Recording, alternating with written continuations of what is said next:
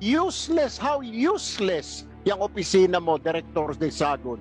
During that time po, nakikita po na tumataas po yung presyo ng sibuyas. Tumataas pala, Mr. Chair, bakit hindi kumilos?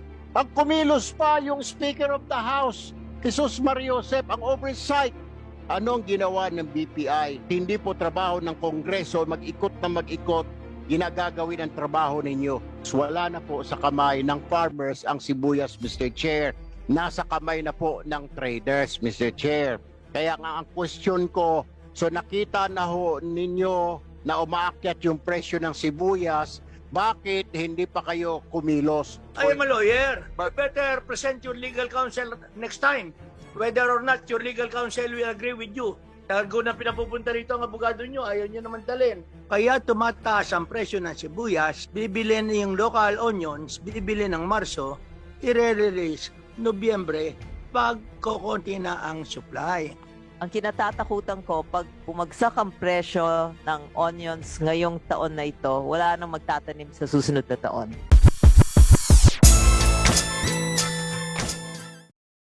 Wala ho tayo dito ngayong araw na ito kung ginawa lang po ng mga ahensya ng pamahalaan ng kanilang trabaho, Mr. Chairman. Meron pong nagkulang dito at hindi ginawa ang trabaho nila. For reasons, sila lang po makakasagot, kaya tatanungin ko po sila, anong nangyari?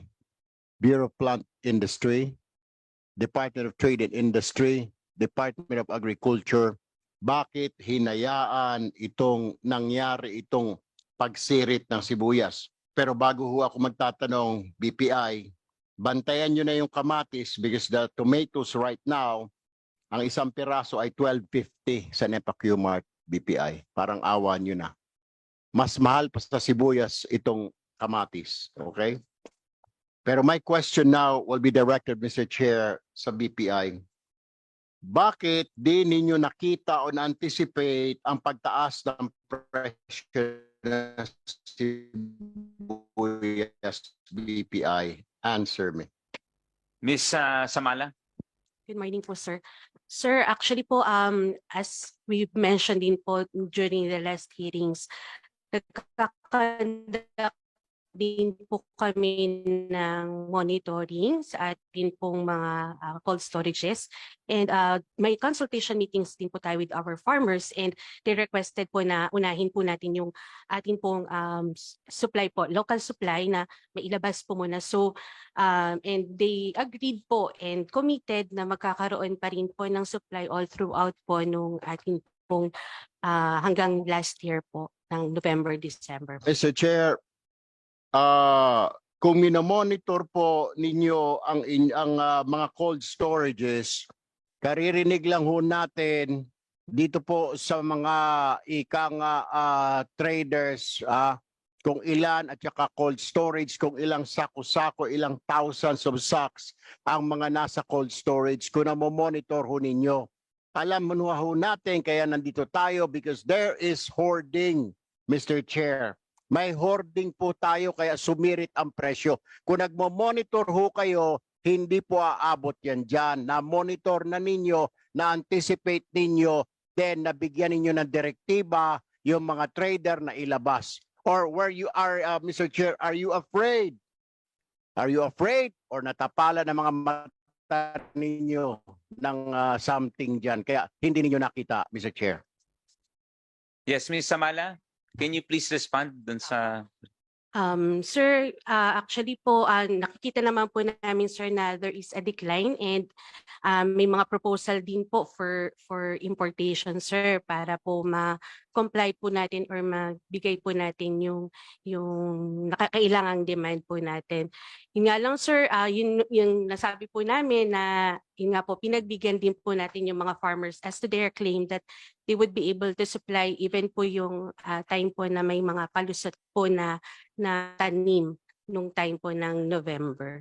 Mr. Chair, wala na po sa kamay ng farmers ang mga sibuyas, nasa traders na po.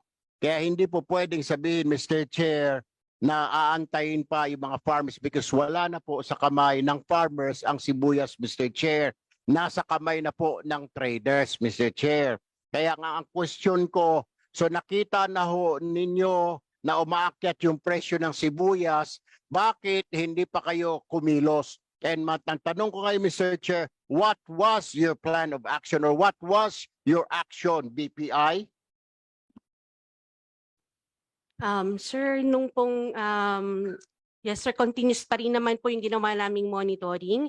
And also po, ngayon po, meron din po kaming ginawang isang program, yung Orion program na hindi lang po siya sir nakafocus din po sa atin pong importation lang. From production hanggang kung kailangan po na mag-import. So yun sir, meron po tayong ginagawa. And even the provision po ng ating mga cold storages po para po enough po yung mga cold storages for our farmers din po. Mr. Chair, bumaba po yung presyo na mag-ikot na po yung Oversight Committee headed by Speaker Romualdez. Doon po bumaba. Otherwise, kaya nga ang tanong ko, Mr. Chair, ano ang ginawa ng BPI? It took the Oversight Committee of Congress at hindi po trabaho ng Kongreso mag-ikot na mag-ikot, ginagagawin ang trabaho ninyo. Mr. Chair, dapat gawain po ito ng BPI. It's your responsibility and your job, BPI, to do that. Meron naman pala kayong monitoring. Meron pala kayong mga visitation powers or whatever you want to call it. You can check the cold storage. Sako-sako nandoon. Why wait for the oversight? Si Speaker Romualdez pa ang kailangan mag-ikot. Sila Congressman Imberga pa kailangan mag-ikot para makita na meron tayong oversupply na sibuyas na sobra ang presyo. Why, BPI?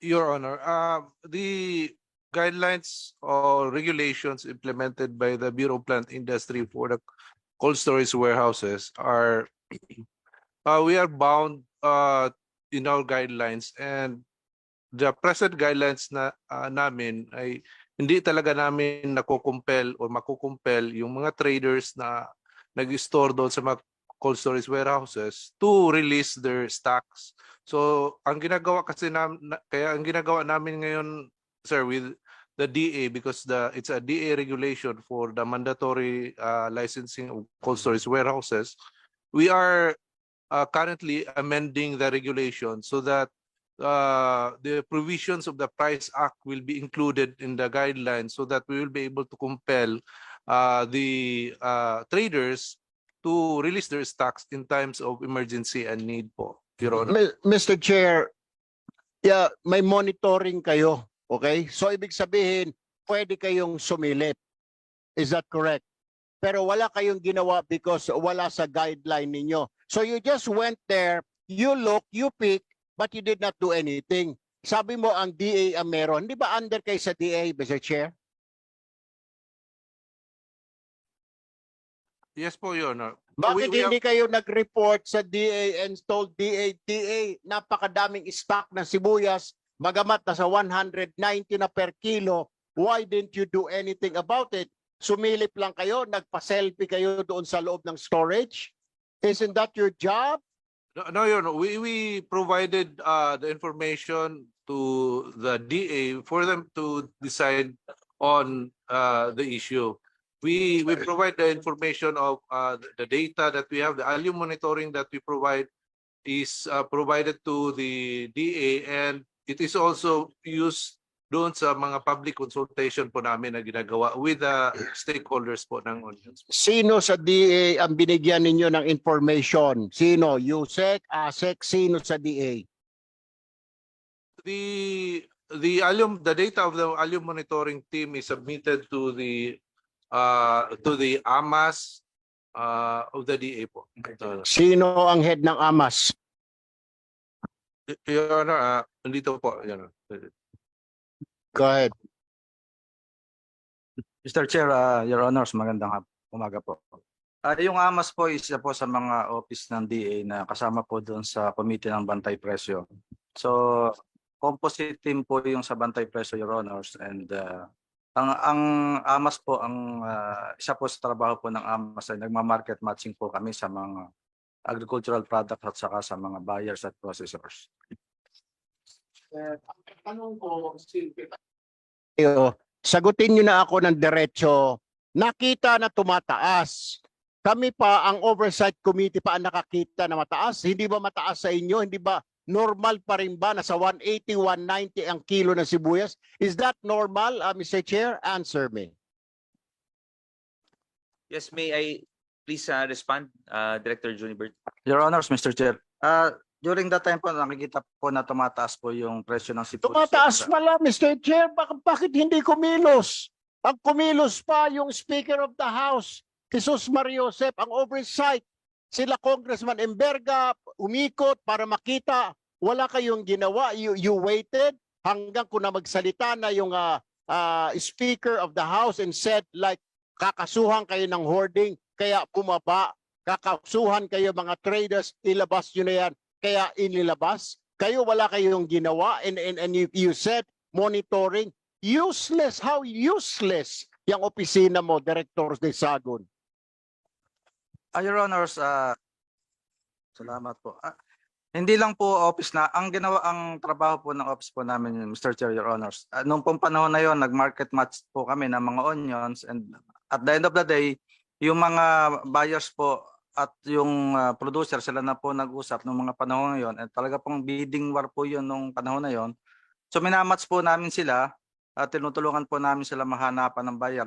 Nag-endorse po kami ng mga buyers doon sa mga FCA, sa mga cooperative po doon sa Nueva Ecija. But sila rin po yung nag-decide kung kanino po nila ibebenta po, Your Honors. Yun lang po ang pwedeng trabaho po ng amin. Hindi po kami nagkakaroon ng visitation power sa mga warehouses, Your Honors. Yes, I think BPI, the main issue being brought right now by Congressman Tulfo is about the hoarding. Kaya tumataas ang presyo ng sibuyas, bibili yung local onions, bibili ng Marso, i-release Nobyembre pag kukunti na ang supply. But you have to tell us honestly, ay tinatago nyo that we have DA Circular number 1 and under that circular or administrative order, the BPI has the right to, is the one accrediting all the cold storage facilities. Tama ba o hindi? Yes. Okay. And you have also the power to regulate the cold storage facilities. Yes or no? Yes, Your Honor. If you have the power to regulate, then you can impose the necessary sanctions. Ngayon, i-dispose nyo na within 3 months. Eh wala naman kayong ginagawa. And that has been our comment always before. Wala kayong period na sinasabi, even sa imported onions, cold storage ang baksak. Pag-issue ng import permit, nakalagay na kung sino ang cold storage, kung ano ang inyong agreement, but then, kahit na i-stock ng 1 taon, basta ilalabas lamang pag mataas, and you have the power to regulate. Oh, tapos sasabihin nyo, wala kayong power. Sasabihin nyo, eto, ganito lang ginagawa namin. Kayo nag-accredit. If you have not accredited them, they will not be permitted to operate as cold storage for importation of agricultural products and even local onions. Oh, tapos sasabihin nyo, wala kayong power. You have that power, but you are not exercising us and you are pulling us. Tama ba sinasabi ko? Yes or no? Oh, hindi nyo in-exercise. And what is the reason? May I explain, Your Honor? Oh, what will you explain? Your Honor, the implementing guidelines for the mandatory license. You can always change the implementing guidelines because the power is vested in you. Yes, I am a lawyer. yes po, Your Oh, Honor. You But better present your legal counsel next time. Whether or not your legal counsel will agree with you. Tago na pinapupunta rito ang abogado nyo, ayaw nyo naman dalhin. Lagi nyo sasabihin, implementing guidelines. Oh, kayo may power You have the power to credit. You have the power to regulate. So you have the power to impose them upon them. 3 buwan lamang ang stocking natin para walang hoarding. You are not doing that. Mr. Chair, sumalang na ba itong DA, itong BPI sa budget hearing? Sumalang na ba ito? sa committee pa lang, Honorable Erwin. Kasi napaka-useless nitong BPI na ito. Huwag na nga bigyan ng budget ito. Bigyan lang siguro 5 centimos itong BPI na ito. You guys are not doing your job. Obvious, nakita ninyo monitoring, sasabihin niyo may guideline. wala kayong magawa, then useless, di po ba? Bibisita kayo, you have monitoring power, you see that in your own eyes, then wala kayong magawa. Mabuti pa pala yung oversight committee, yung Congress ang umakyat. So gawin na natin trabaho ninyo, wag na kayong bigyan ng budget. You agree, Mr. Mugot? No, no po, Your Honor, because we No, have been doing my point, sir, is meron kayong power na monitor ninyo. Sabi rin ni Mr. Disagon, sila yung sa agribusiness marketing, blah, blah, blah, AMSA, pero walang magawa kasi hindi nila trabaho yun. So anong trabaho mo? Sisilip ka lang. Tapos magre-report kayo. Ipapasa nyo kay AMSA. Si AMSA walang power na para utusan. So anong silbi? Anong saysay ng kanyang departamento? Anong saysay mo? Tama nga naman din si Congressman Barsaga. Ano pang silbi ng BPI dito, di ba? They might as well just give you 1 peso na budget. Pag salang, aabangan ko pag sumalang kayo ulit sa plenary yung budget ninyo. Ito po ang problema natin, Mr. Chair. Kaya laging napupulaan tayo ng taong bayan, mga nasa gobyerno, mga inutil, walang silbi. Because of all this, kagaya ng mga guidelines na yan, common sense will dictate na kung yung guidelines nyo is not working, then change it. Diba, attorney? You have to change these guidelines if it is not effective, because it is not effective, diba? And then don't tell me, hindi naman po yan batas na galing sa amin, inaprubahan na hindi ninyo pwedeng palitan, circular lang pala yung you're saying. Then you could have changed that guideline. Ito ang problema ngayon, Mr. Che, kaya laging isipin pag sinabi ng mga tao, yung implementation ng batas, etc., kulang, may mga yung red tape. Ito nga naman, ito, kayo ang prime example na napakadami niyo diyang red tape sa ahensya ninyo sa BPI. Anyway, Mr. Speaker, allow me to direct my question now dito sa mga traders na ito. Anybody na pwedeng sumagot dito. So, can you raise your hands if you're traders? Saan po yung traders natin? May trader ba tayo dito? May trader po tayo. Okay. Tsaka Miss Vivian Pudia. Nakita ko na si Miss Vivian Pudia. Nag-CR. Kung Erwin, baka you want to move to Good. a separate point? No, Habang nasa CR lang po si Miss Pudia. sabi ni Kong, may siya daw sasagot. Sir, may Go ahead, Kong. Yes, please.